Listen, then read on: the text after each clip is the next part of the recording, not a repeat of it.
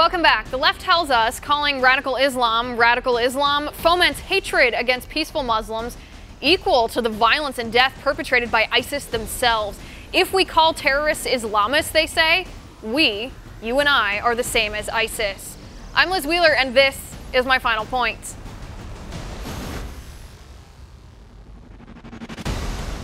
I got a lot of feedback yesterday on my video called Islamophobia, in which I made the argument that refusing to recognize that the Manhattan terrorist's religious beliefs, his interpretation of Islam, however warped that interpretation may be, motivated and fueled his desire to kill Americans, to kill as many Americans as possible.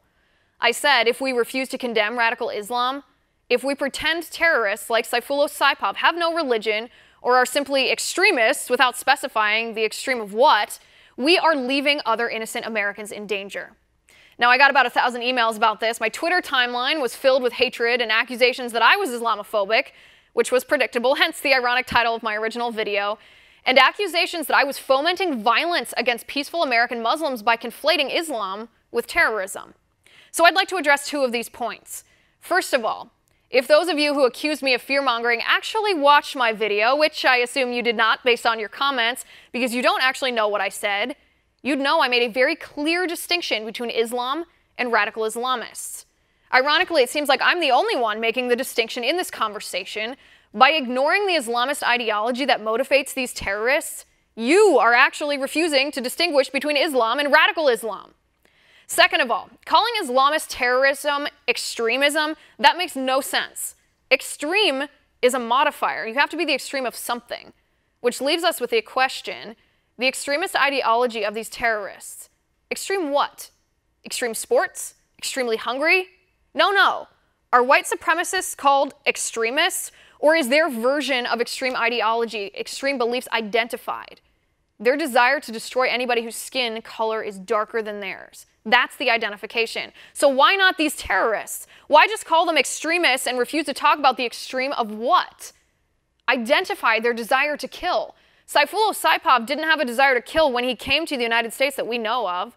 So what prompted him? Where did he learn that philosophy? How did he acquire his extreme ideology? How does he justify his killing? How can we stop him and other terrorists like him if we refuse to answer these questions? The videos online that radicalize terrorists aren't called extremist ideology. They're called jihad.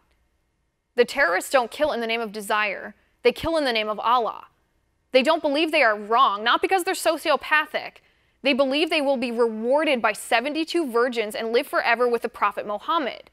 If we refuse to recognize that the religious beliefs of these terrorists, their interpretation of Islam, however warped that interpretation may be, fuels their desire to kill us and to kill innocent Muslims around the world, more people will die. Because as we know, the largest number of victims who die at the hand of radical Islamist terrorists are Muslims. And yet the left is worried about Islamophobia. And that's my final point. You can reach me on Twitter at Liz_Wheeler. If you liked this show, please send me an email at oann.com/contact. In the meantime, catch us here tomorrow at 9 p.m. Eastern, and until then, have a good night.